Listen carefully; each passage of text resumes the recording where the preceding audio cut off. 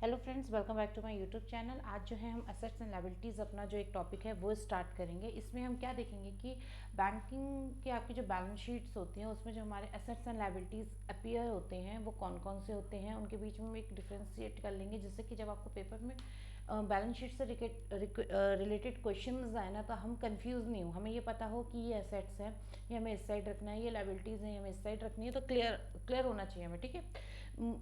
जो main assets and liabilities हैं वो मैंने इस पार्ट में कवर करने की कोशिश की है। बाई चांस कुछ छूट गया हो, नहीं ध्यान दिया हो, तो आप उसको कमेंट सेक्शन में बोल देना। हम जो बैलेंस शीट के क्वेश्चन करेंगे तो मैं उसको आपको अलग से डिफाइन कर दूंगी, ये चीज़ ये होती है।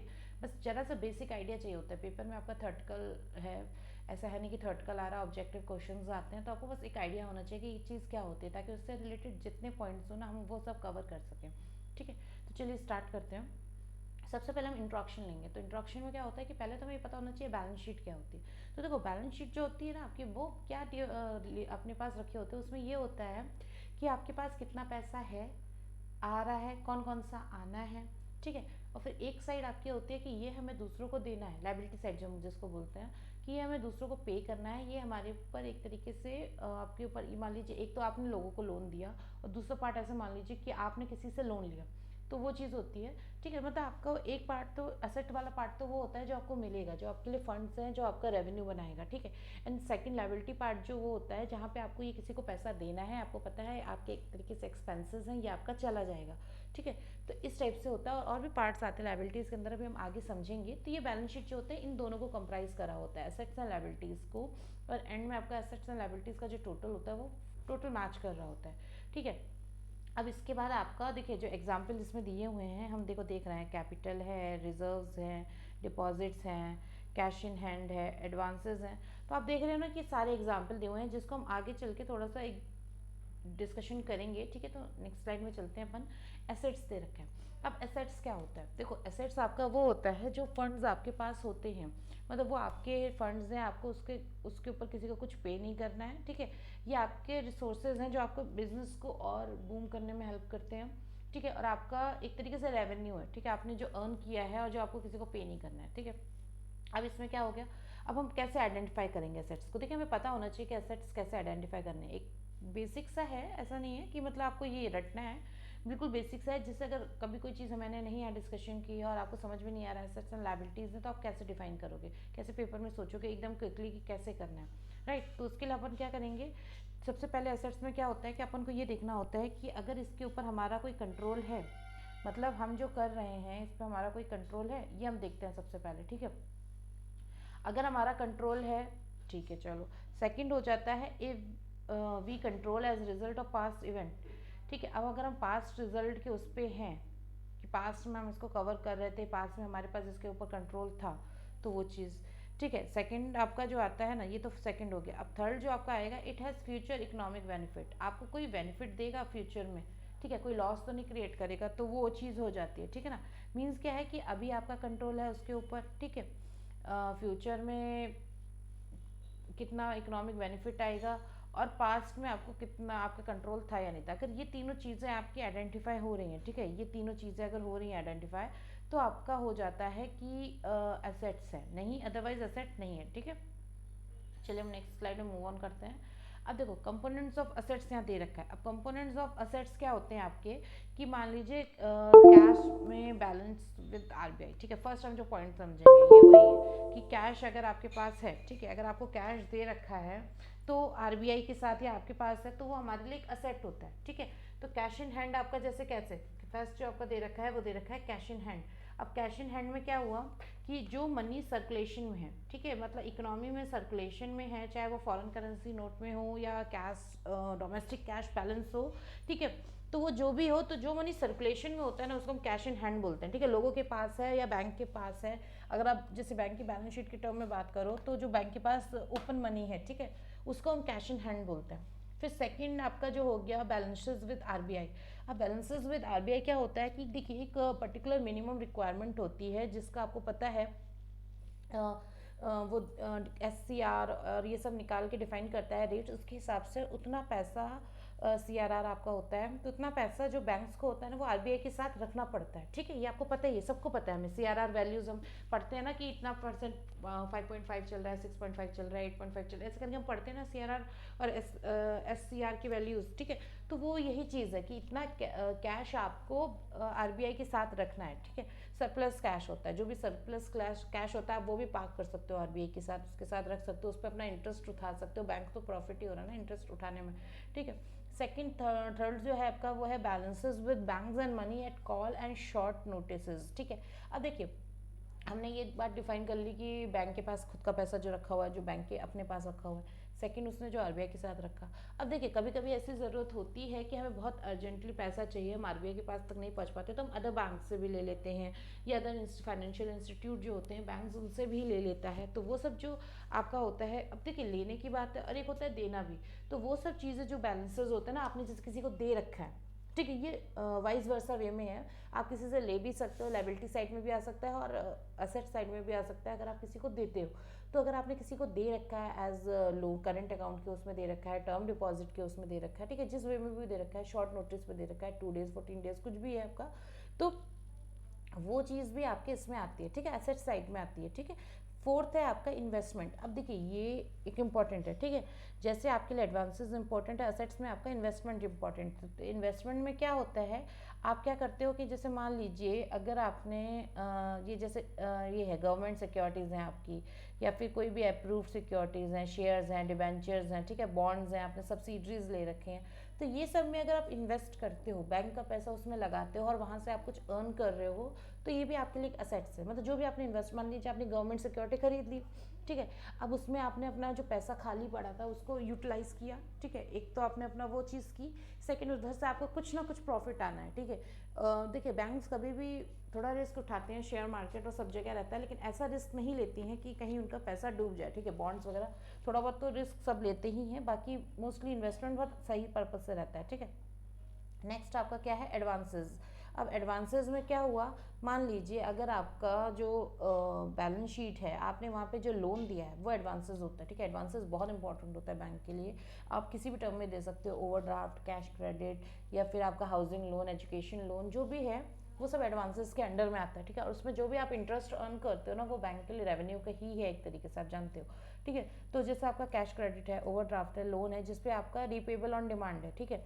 मतलब अगर वो आपने डिमांड की, मतलब एक डिमांड पे तो होता है, ओवरड्राफ्ट में हुआ कितना अमाउंट है, इसके ऊपर की इंटरेस्ट चार्ज हो जाता है, ठीक है। वही चीज़ है ना सारी। तो ये हमारे लिए क्या होता है, इसमें मतलब स्पेसिफिक ड्यू डेट जो होती है उसमें, मतलब आपका स्पेसिफिक ड्यू डेट होता है इसमें कि इतनी तारीख को तो आपको करना ही, लेकिन अगर चाहे तो आप डिमांड पे भी पेबल हो जाता है, ठीक है।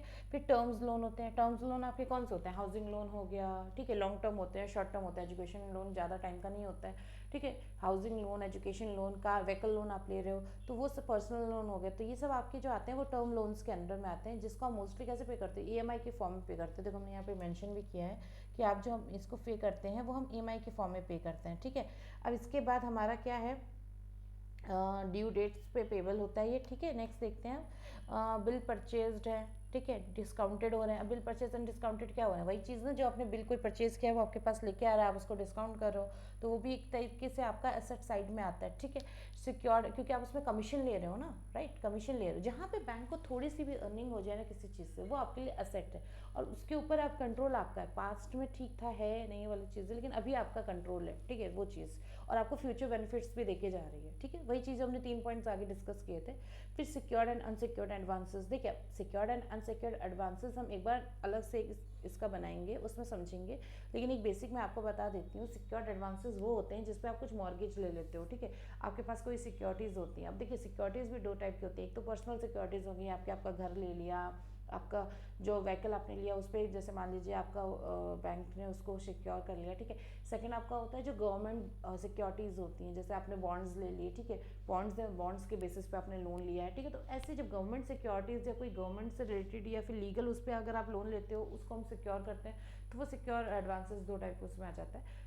और बाकी जो भी है जिसको आप सिक्योर नहीं कर पा रहे हो, अनसिक्योर्ड लोन आपने दे रखा है जिस पे कोई भी अगर कुछ बात हो जाती है तो आप उस पर मॉर्गेज मतलब नहीं है आपके पास, बेच के कमा लो, वैसी वाली बात होगी ना कि अगर कुछ वैसे घपला हुआ तो आपने उसको बेचा सामान को, आपने कमा लिया।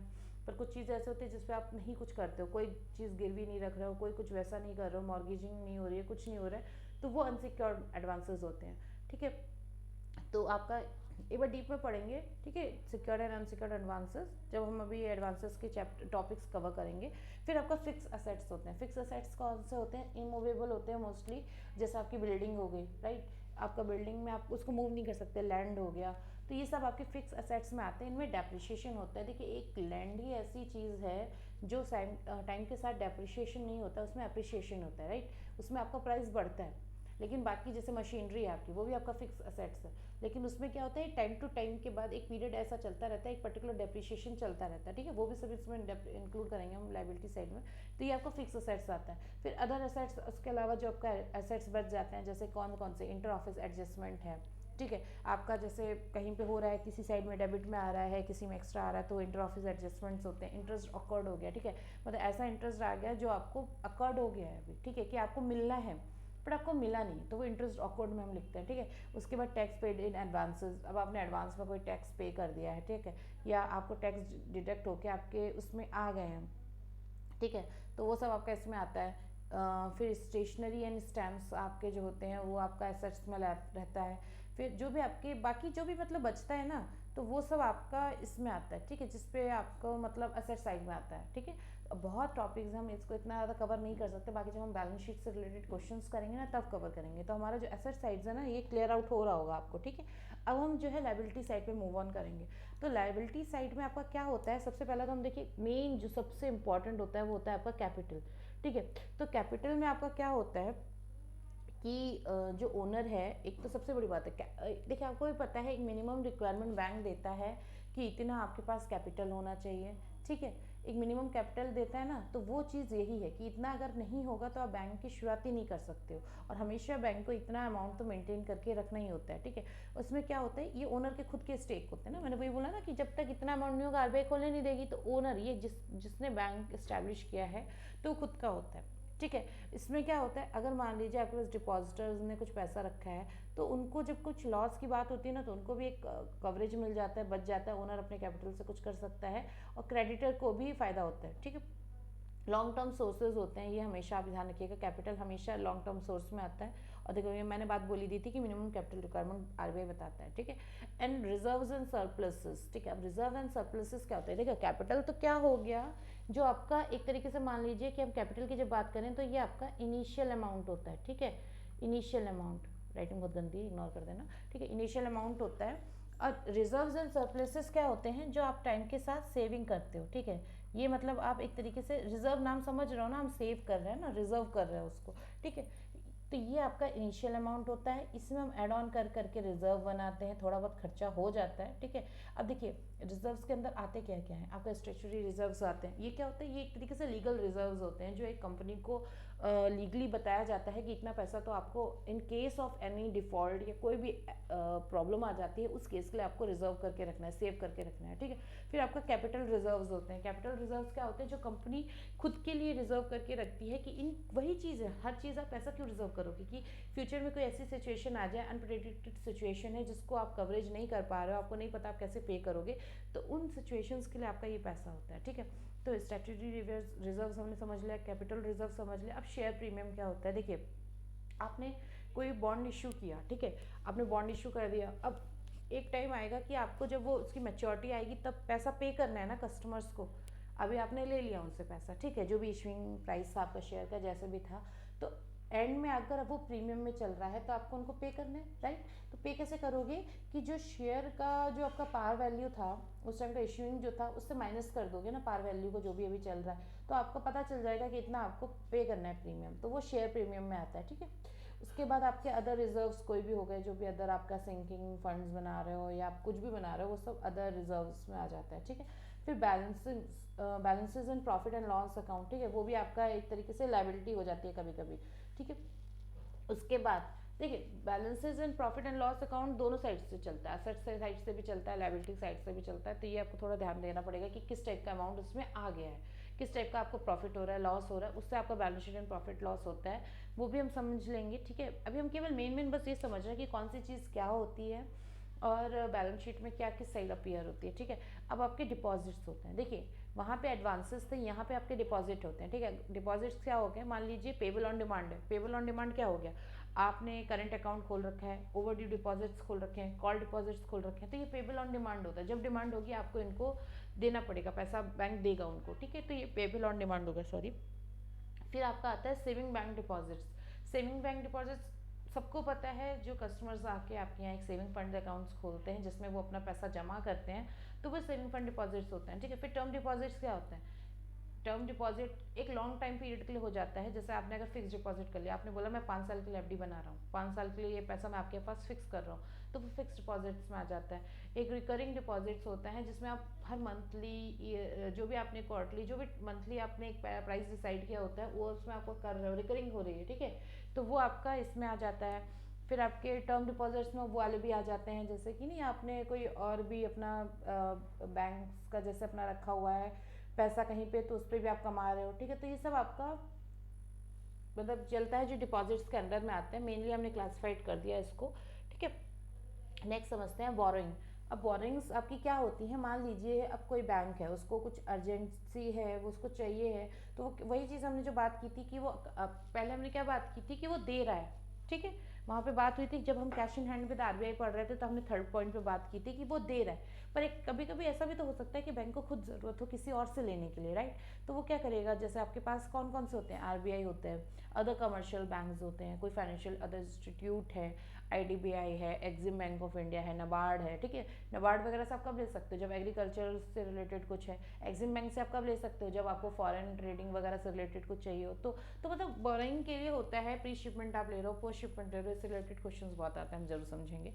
ठीक है, तो ये सब आपका आता है बोरोइंग्स की साइड में, ये भी लायबिलिटी साइड में आता है। नेक्स्ट है आपका अदर लायबिलिटीज एंड प्रोविजंस। ठीक है, तो इसमें आपका क्या हो गया, बिल पेबल हो गया, मतलब बिल आपको जो पे करने ही हैं अभी थोड़े दिनों बाद जाके, अभी हो गया है लेकिन आपने पे नहीं किया है वो। ठीक है, इंटरेस्ट अकर्ड हुआ है पर आपने अभी पे नहीं किया है, तो वो इसके अंदर में आता है। वहाँ पे इंटरेस्ट रिकॉर्ड जो था वो ये था कि आपका जनरेट हो गया, आपको मिला नहीं है। ठीक है, तो ऐसे साइड से रहता है। ठीक है, इंटर ऑफिस एडजस्टमेंट्स जो के हो रहे हैं लायबिलिटी साइड से, कि आपका कहीं पे क्रेडिट में है तो आपको डेबिट करना है, डेबिट करना है तो क्रेडिट, वो सब चीज़ें। ठीक है, ये जो चीज़ें होती है ना, ये जो अदर लायबिलिटीज और अदर सेट्स होते हैं, ये वाइज वर्सा होते हैं। ठीक है, आपका देखो वहाँ बिल रिसीवेबल्स था, ये बिल पेबल है, यहाँ पे आपका इंटर ऑफिस एडजस्टमेंट दोनों साइड है, इंटरेस्ट रिकॉर्ड दोनों साइड है, पर ये डिपेंड करता है कि जनरेट होकर आपको देना है ये वो आपको मिलेगा।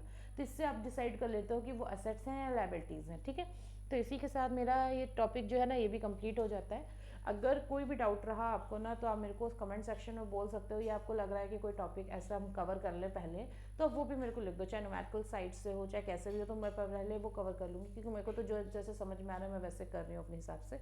ठीक है, तो thank you so much for watching. अगर वीडियो पसंद आया हो तो आप लाइक शेयर एंड सब्सक्राइब कर दीजिएगा। Thank you.